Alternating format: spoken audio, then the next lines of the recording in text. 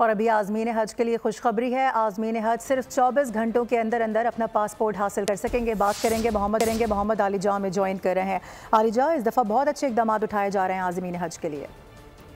इससे पहले हमने देखा कि पॉलिसी में लीनियंसी दिखाई गई है और अब एक साथ में भी आज़मीन हज अपनी पेमेंट अदा कर सकते हैं। और उसके बाद अब बड़ी खुशखबरी है कि हुजाज इकराम अब सिर्फ 24 घंटे में पासपोर्ट हासिल कर सकेंगे। डीजी पासपोर्ट की जानिब से खसूसी डेस्क कायम करने का ऐलान किया गया है।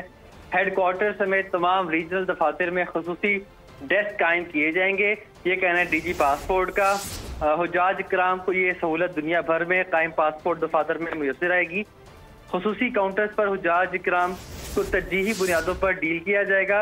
हुजाज इकराम को पासपोर्ट की डिलीवरी 24 घंटों में यकीनी बनाई जाएगी, ये कहना है डीजी पासपोर्ट मुस्तफा जमाल कादी साहब का। ठीक, आलिजा बहुत शुक्रिया। सब्सक्राइब करें और बेल दबाएं ताकि कोई खबर रह न जाए।